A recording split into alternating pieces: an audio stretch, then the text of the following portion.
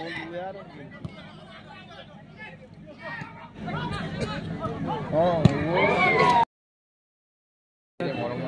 শিল্পী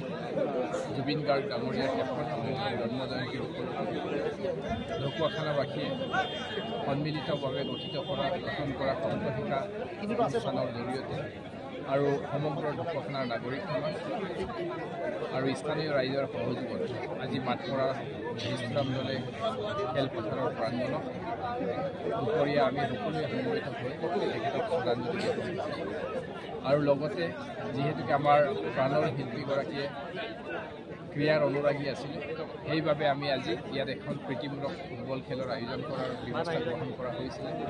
north east United FC আৰু Duliajan oil India লিমিটেডৰ দুয়োটা টিমে সুন্দৰভাৱে ইয়াত আজি প্ৰদৰ্শনমূলক ফুটবল আজি প্ৰদৰ্শন কৰিলে আৰু আমি ঢকুৱাখানাবাসী ৰাইজে আমাৰ মৰমৰ শিল্পীগৰাকীক যাতে তেখেতৰ সৃষ্টিৰাজি সজীৱ কৰি আমাৰ সদায় যাতে আমাৰ জনমানসত থাকে তাৰ বাবে কেইবাটাও আমি সপ্তশিকা ঢকুৱাখানা অনুষ্ঠানৰ জৰিয়তে অহা দিনত পদক্ষেপ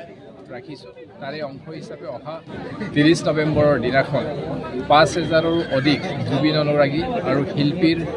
সমবেত হৈ পিনি তেখেতৰ সৃষ্টিৰাজি গীতসমূহ গোৱাৰ বাবে আমি সিদ্ধান্ত গ্ৰহণ কৰিছোঁ আৰু তাৰ পিছত আমি ঢকুৱাখানাত শিল্পীগৰাকীৰ দুয়োটা প্ৰতিমূৰ্তি স্থাপনৰ বাবে আমি সপ্তশিকা ফালৰ পৰা সিদ্ধান্ত গ্ৰহণ কৰিছোঁ। এটা প্ৰতিমূৰ্তি আমি ঘিলামৰা সদৰত আৰু এটা প্ৰতিমূৰ্তি ঢকুৱাখানা সদৰত। ইতিমধ্যে ঘিলামৰাৰ বাবে ঠাই নিৰ্ধাৰিত হৈছে চেকচেকি চাপৰি, য'ত নেকি আমাৰ যোৱা বছৰ প্ৰাণৰ শিল্পীগৰাকীয়ে প্ৰায় ১ লাখত ওপৰত অনুৰাগীক লৈ পিনি তেখেতে গীত পৰিৱেশন কৰিছিলে। তাত আমাৰ ঘিলামৰাৰ অঞ্চলবাসী ৰাইজে এই ঠাইতেই তেখেতৰ প্ৰতিমূৰ্তি স্থাপনৰ বাবে সিদ্ধান্ত গ্ৰহণ কৰিছে আৰু এই কাম আমি কিছুদিন পিছতে আমি আৰম্ভ কৰিছোঁ। ঢকুৱাখানা সদৰৰ বাবে আমি দুটা ঠাই নিৰ্ধাৰিত কৰিছোঁ। আমি ৩০ তাৰিখৰ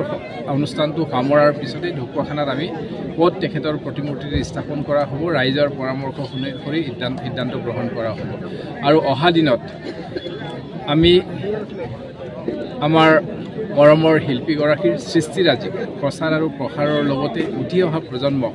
সংগীতৰ বিষয়ে আমি আৰু আমাৰ প্ৰাণৰ শিল্পীগৰাকীৰ বিষয়ে জনাৰ বাবে আমি জুবিন গাৰ্গ ডাঙৰীয়াৰ এখন সংগীত বিদ্যালয় আমি অনুষ্ঠান প্ৰতিষ্ঠা কৰাৰ বাবে ইতিমধ্যে আমি সকলো ৰাইজে বিবেচনা কৰিছোঁ। আমি এনেধৰণৰ কাৰ্যসূচীসমূহৰ জৰিয়তে